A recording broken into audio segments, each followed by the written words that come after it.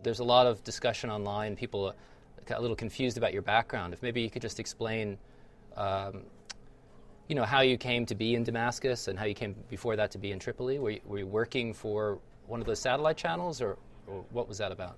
I was the correspondent for Press TV from Tripoli. But I was I'm freelance, so I was working for them on a freelance basis. And then did you go to Damascus for Press TV as well then? No, I went there. I was invited there by some friends there actually who live there, and they said we would like you to come and see what is happening. So I decided to go. And then when I was there, I did some live reports for Press TV in Russia Today from there. And me and a colleague of mine, his name's Mustafa Afsalzadeh, who works for Fast News Agency, he's a friend of mine. We were so overwhelmed by what we saw there and the amount of people who wanted to express their opinion about what was happening in their country that we decided to shoot a documentary. So most of the time that I was there, I was shooting a documentary, which is in the editing stage now. So we decided to shoot a documentary actually about the media war in Syria because we encountered so many people who were very angry at the coverage of what's happening inside their country. Were you primarily or only in Damascus?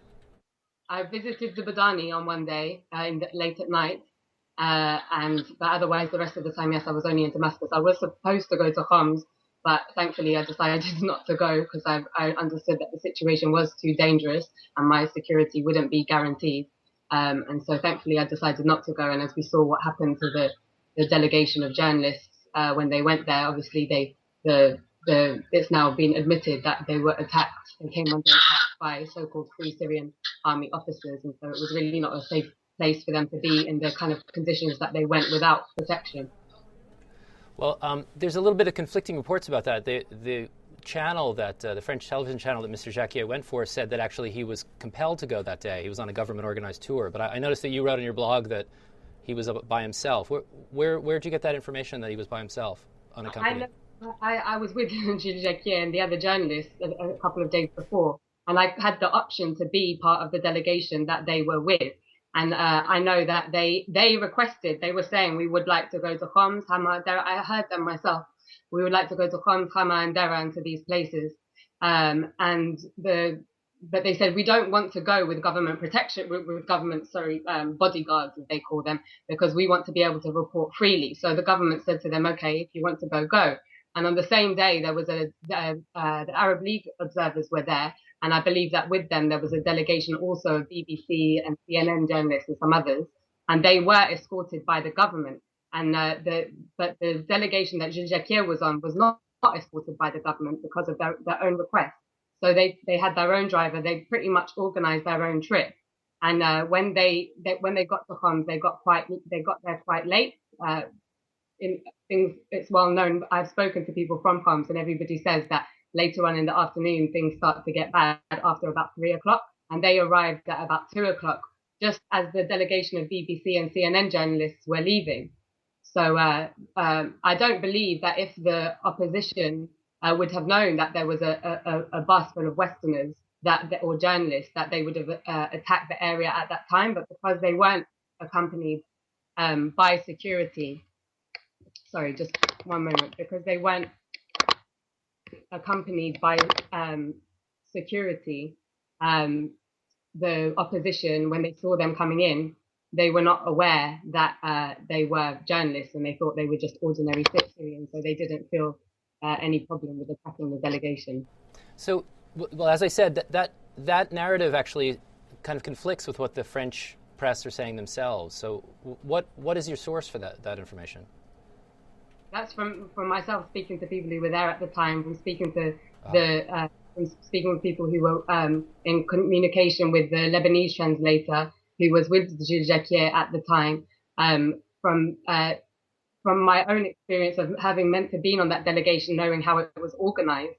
So, the French media, I mean, we know now that Le Figaro has come out. It's very ironic that after in the first few days after that attack, that Georges Malbruno from Le Figaro was saying that the government was responsible for the attack. And then he did this spectacular U-turn a few days later and came out and admitted that it was so-called Free Syrian Army officers. So really, their credibility, they've kind of destroyed their own credibility. So I would take what they would say with a pinch of salt and not take it very seriously, to be honest.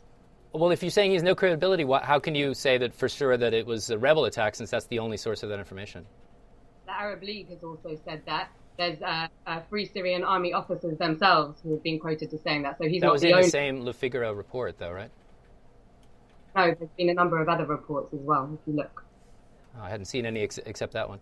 But just to back up for a second, so you've reported for Press TV. How did you begin to do that?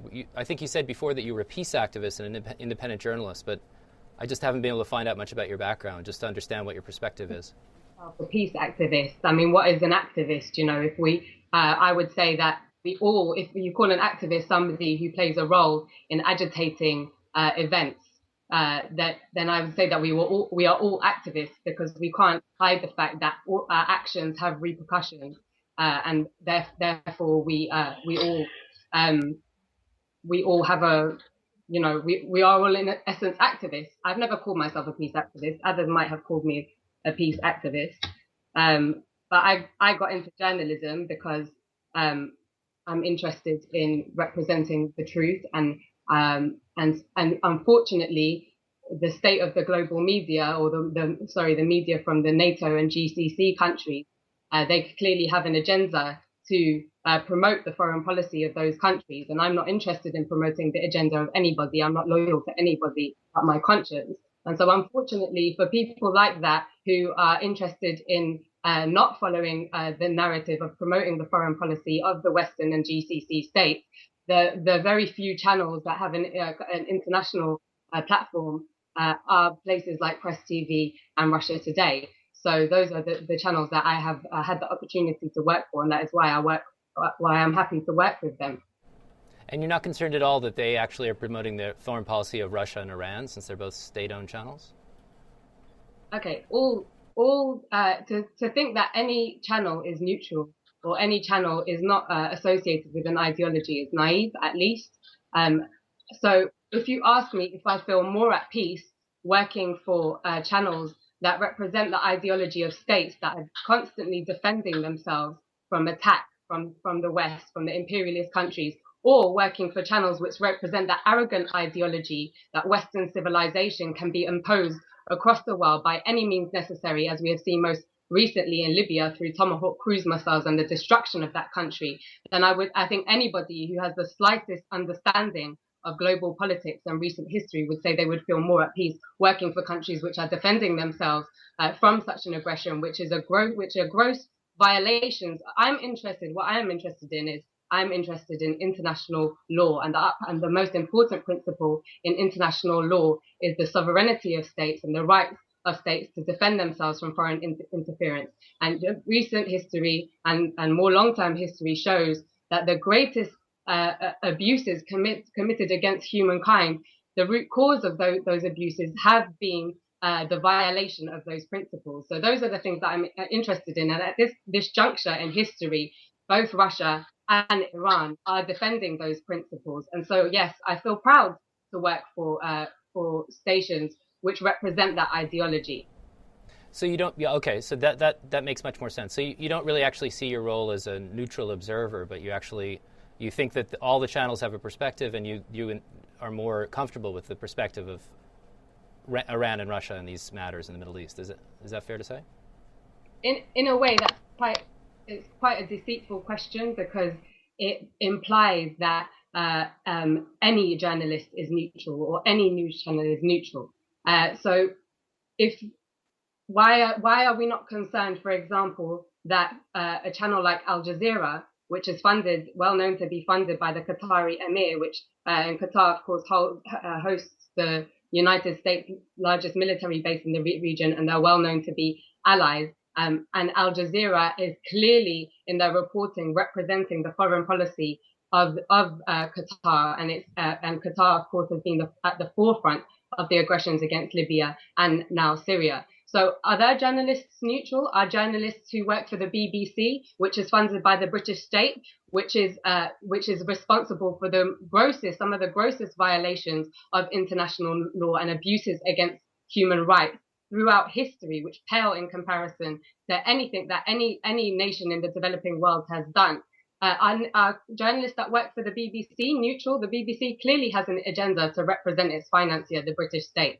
So, this question of neutrality is farcical. And to think that every journalist has opinions, every journalist has beliefs, and to think that a journalist can separate their opinions and beliefs from the way in which they choose to cover events and what they choose to cover and what they don't choose to cover is really burying your head in the sand. So, do I see myself as neutral? Do I see you as neutral? No, none of us are neutral. None of us are neutral. We all see things through a certain prism, and the way that we report and the way that we behave reflects that. So, do you think then it's fair to say that your role, what your journalism is a sort of activism, that you're trying to promote a certain perspective on what's happening? Again, you're trying to put me into this trap of saying you're not a journalist, you're an activist. I didn't actually say that. I'm just asking you straightforwardly whether you think activism is a form of journalism. It's a very good question, and it's a very manipulative question, actually, because, again, I answered your question previously when you actually asked me the same question, and I told you that we are all activists, essentially. Yes, the answer is yes, then, actually. I mean, I'm not actually trying to put words in your mouth. I'm just asking you straightforwardly if that's how you see your role, which it seems that you do. I'm not judging that. What is an activist? How would you define an activist? I'm actually asking you if you see what you do as a way to influence events and to promote a certain view of the world, and it sounds like you do. I'm not saying that that's something you shouldn't do, but it's not a judgment. Again, okay, if we could come back to the point of activists and what is an activist, journalists in particular have a special platform. As I said, everybody's actions has repercussions and has an impact. There's not one person in the world whose actions doesn't have a repercussion. But journalists in particular, because they have a special platform. When I studied journalism, I was taught that a reporter's job is to be the eyes and ears of the public. So we have a special platform, and that means that we all of us as journalists have a greater influence. I don't see my role as to influence people. I see my role as to reflect the truth. And as I said, the only thing that I am loyal to is my conscience. And it's not about me wanting to influence X, Y, or Z person. I have a conscience and I have a responsibility as a journalist to reflect the truth. If in turn that has the effect of influencing people, of course it will, because this is just how how things are. In a way, it's a really stupid question, to be honest, to ask. Do you think that you're influencing people? Of course, we're influencing people. Well, I'm actually not judging you, but you seem to be judging me by calling my question stupid. But I just want to understand. You've suggested that Al Jazeera journalists and BBC journalists and others, I suppose, are actively lying about what happened first in Libya and now in Syria. But you see yourself as just trying to get at the truth. So you don't think the difference is that you're working for a different channel with a different perspective, but that they're lying and you're telling the truth? Is that accurate? So, first of all, at the beginning of the crisis in Libya, the BBC, CNN, all of the main channels from the NATO and GCC countries were saying that there's a revolution happening in Libya, a peaceful revolution, and there's a crazy dictator that is cracking down on his people. Okay, this was the narrative unequivocally. Now the narrative is changing slightly, as we are seeing, we are unable to hide from the reality of what has happened in Libya. And you asked me a question when I agreed to do this interview. Just 1 second. You asked me, are you not concerned about being seen to be a mouthpiece of the Gaddafi regime, right? Yes, people have made that criticism. You don't think that's fair? Yeah, people have made that criticism. So, at the beginning of the crisis, as I said, the BBC and all the other mainstream channels from the NATO and GCC countries were saying that, as I said, that there's a peaceful revolution happening in Libya. Gaddafi's killing people. He's attacking from the air, etc. Now, the truth is difficult to hide from. And even the now that the damage is done, actually, the media is prepared to be a little bit more honest about the reality of what is happening in Libya. And actually, the analysis of the former Libyan government and Muammar Gaddafi, the rebels inside the country, or the so-called revolutionaries, were not peaceful, that they were armed from the outset, that has now been proven to have been correct. And that has been, confirmed a number of times. Where has that been proven? That you're saying the initial uprising was armed? It was not peaceful in Libya? Yeah, that's, you're a journalist, you can do your research, it's all there. So, number 2, he said that the NTC are disunited, and that if they come into power, that there will basically be a civil war, as there is currently now. He has been proven to have been correct on that. And this being, whatever you see it in these. So, number 3, he said that the rebels were working hand in glove with Western intelligence agencies to facilitate a NATO blitzkrieg. Now we know that for sure. So, number 4, he said that the rebels do have a racist and an even genocidal policy towards black-skinned African other migrants from other countries in Africa, and the third of the Libyan population, which is black. That has also been proven to be true. Now, we have seen the systematic targeting of black Libyans and other African migrants to the country by the so-called revolutionary rebels in Libya. Number 4, he insisted that he was not conducting aerial attacks against protesters or mass rape, or indeed any rape. And this has been confirmed according to Amnesty and other sources. He also said that there had not been 10,000 people killed in Benghazi during the uprising, as the NTC and the Western media parroted. But according to Amnesty figures, again, 110 people were killed at the beginning of the uprising from both sides. So, sorry, if I could just interrupt you for a second. So it sounds like what you're saying is that...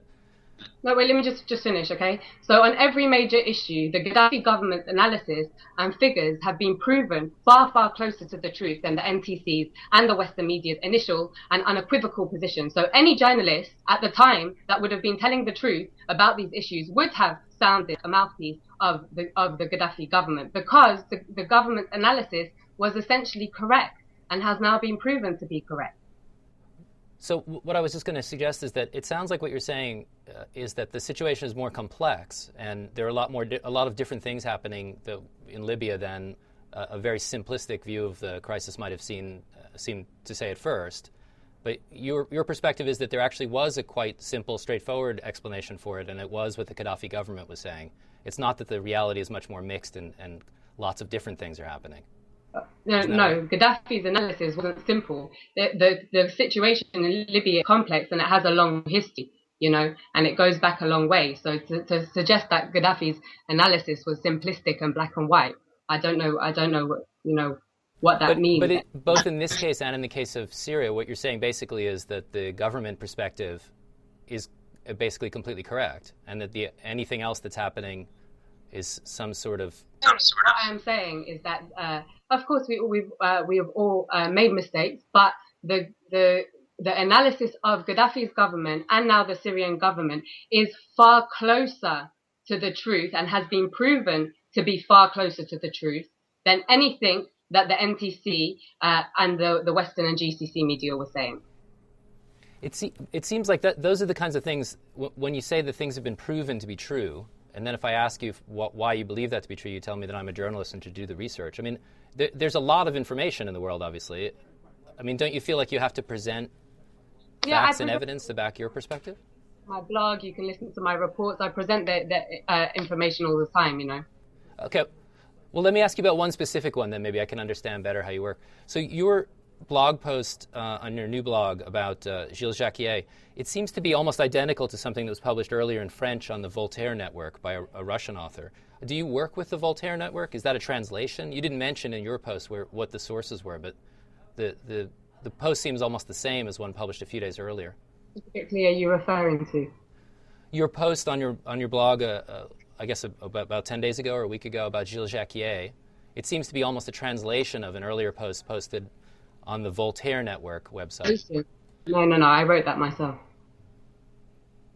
But was it based on that Voltaire Network post? No, it wasn't. I didn't even read the Voltaire, but I do know the gentleman. It has a PDF of a Paris Match article that's actually from the Voltaire Network. That is because that's where the source is, but that's from Paris Match. That's Voltaire didn't make that. So yeah, I do follow the Voltaire website, but I didn't translate the article. But you took that PDF from that site, though. Yeah, that's the source. But it's actually originally it comes from Paris Match, not Voltaire. That was just a link via Voltaire to Paris Match. Well, they copied it and uploaded it on the web, and you use that copy. But so do you work with the Voltaire Network? Is that part of your? You've written for them at some stage, is that right? No, I know Thierry Mason, but I don't work with him though.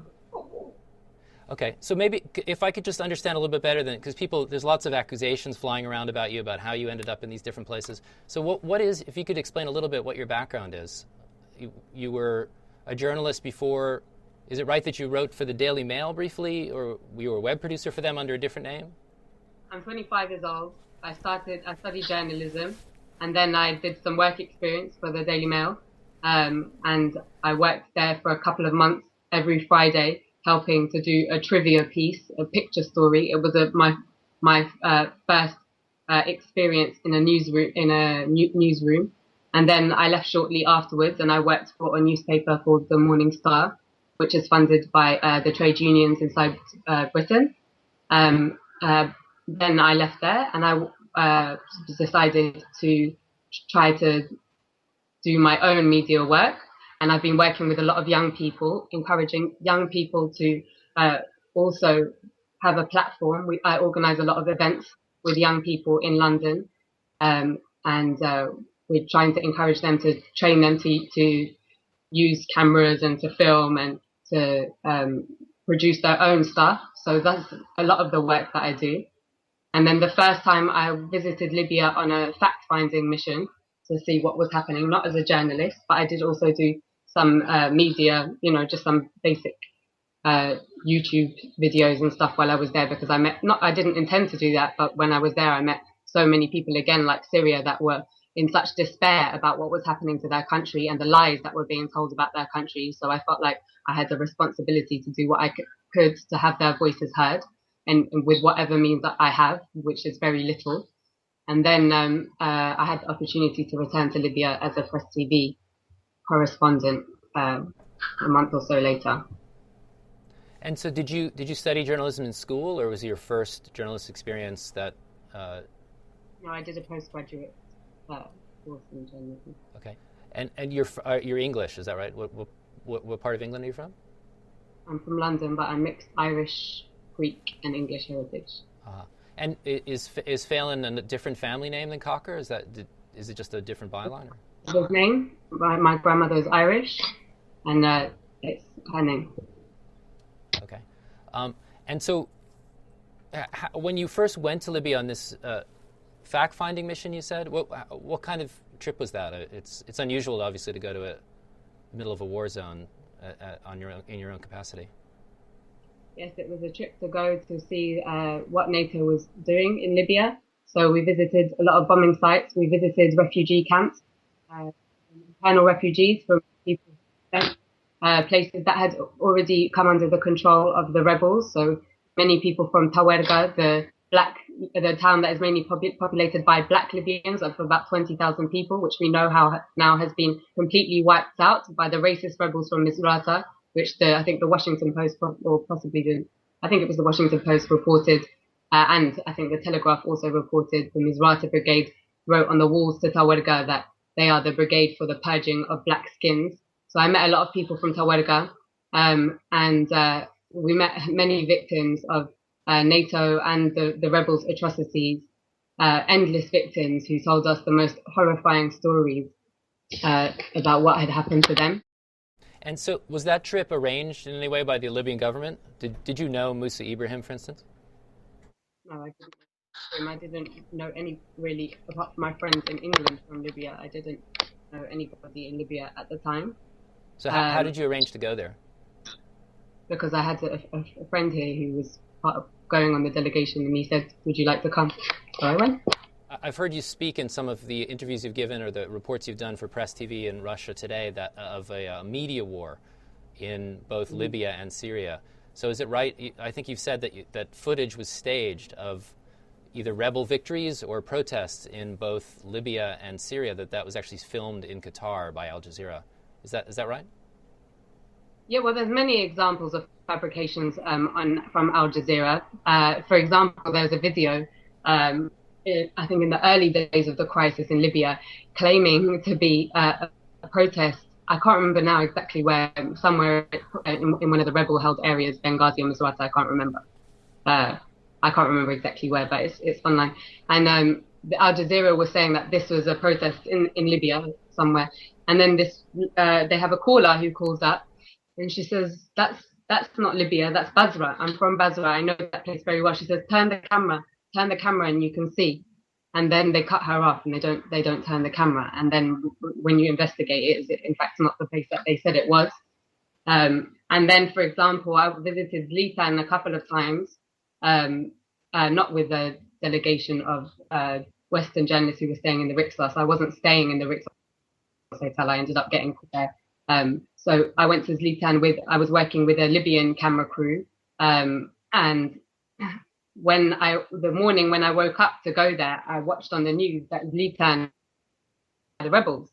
And then when I got there, there were no rebels, and people were coming up to us. A gentleman's house had just been bombed, and he'd lost his 2 children. And the people were, in a state of grief and mourning and anger. And we were flooded with people who came to tell us how angry they were with NATO, and that NATO said that they were bombing their country to protect them and to get rid of their leader, but actually they were killing them, and that they wanted their leader. So it was a very surreal experience. And, I've had a number of experiences like that. You were able to report freely inside Libya when other journalists were restricted to the Rixos? Yes. Why was that? Okay. This is because at the beginning of the crisis, journalists had a lot more freedom in Tripoli. But then journalists were not allowed into Tripoli until a couple of weeks into the crisis. Okay, well, in the early days of the crisis, at some point they were allowed more freedom. So then the Libyan government really, when you look at it really objectively and honestly, you'll say it's quite surprising actually that they were allowed in at all in the first place, because they, as I said, they clearly had an agenda. They were not. They were completely disregarding the analysis of the Libyan government, despite that it was a legitimate government, a member of the United Nations, and they disregarded everything that they said and completely parroted the line of the MTC and NATO, basically, of what was happening. And so they were essentially pumping out war propaganda. When you say they, who are they? Most of the Western journalists in the country. So so they have this credibility to say we are in Tripoli, and this I've witnessed this a number of times, and when I have been with the groups of journalists in Syria and elsewhere. If, for example, if they walk down the street, and this happens to me, if we walk down the street and you have 10 people who come up to you and say, why are you lying? Why is the media lying? We love our leader. We want our leader.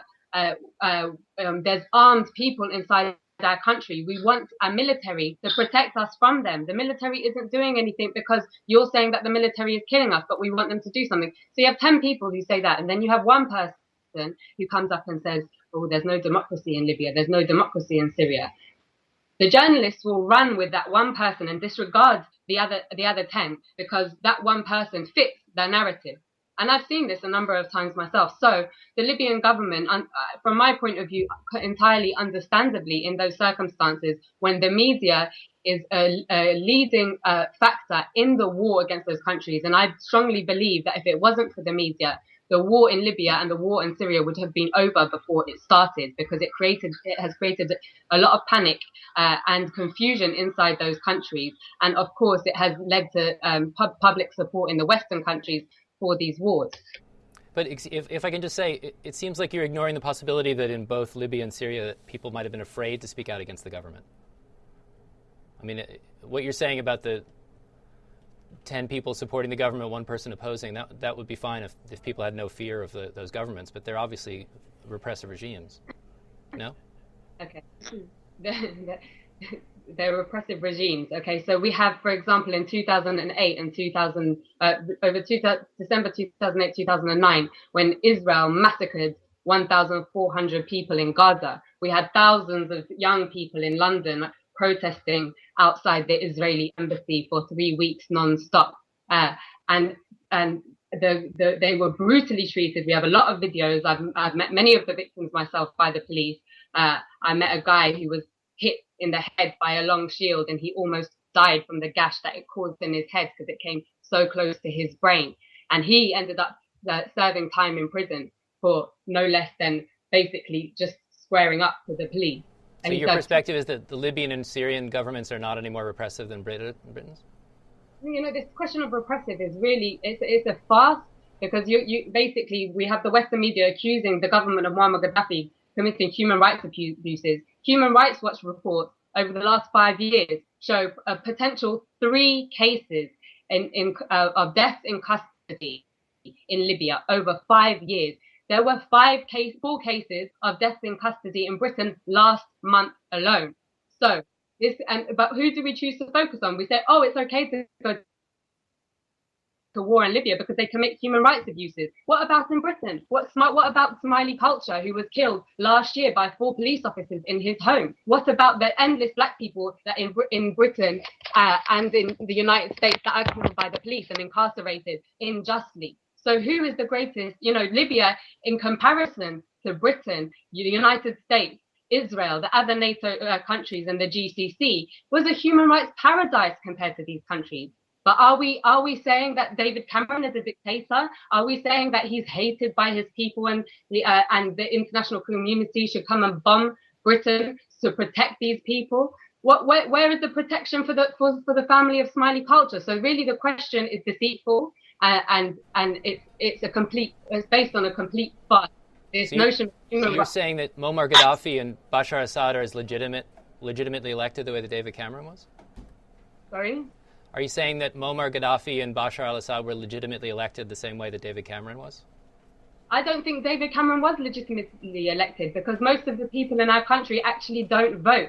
And that is a sign of illegitimacy. And our political system is a farce. And the political system in this notion that our political system here is superior to that in Libya. I'm not saying the political system in Libya or Syria is ideal. No political system in this world is ideal. But the political system in Britain is by no means better than the political system anywhere else in the world.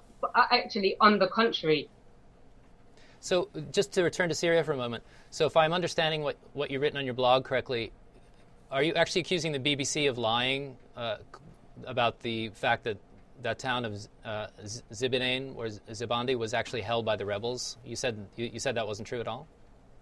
Well, Jeremy Bowen was there after me, so I can't confirm whether or not. What I said on my blog is that I was there the night before and there was nothing.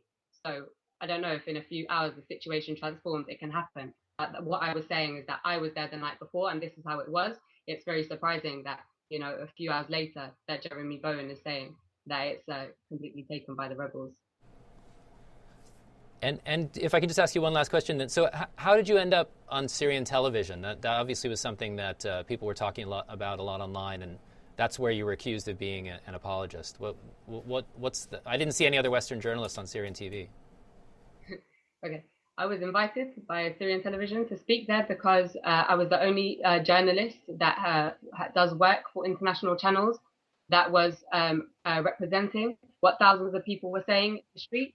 And so they wanted me to speak. And the day after that the interview was broadcast, I had many Syrians coming up to me and expressing support and thanking me. Actually, I don't like to be thanked because it is my duty to tell the truth. But I had many people thanking me for coming to their country to represent the truth, and I was very humbled by that. But journalists all the time are interviewed by state television, for example, not to mention the BBC or Al Jazeera. So I really don't see why the issue with me being interviewed by Syrian television. And so when you're reporting from Syria or from Libya for Press TV, and then when you appear on Russia Today, Are you a paid correspondent, or are you just a guest? It depends. I've done both. Sorry, I missed that. It depends. I have done both. So you've actually So you've been a correspondent for both Press TV and Russia Today. Yes, I have. Okay. I think that's about it. Thanks very much for speaking with us. Thank you, Robert. All the best. Okay. Bye bye. Okay.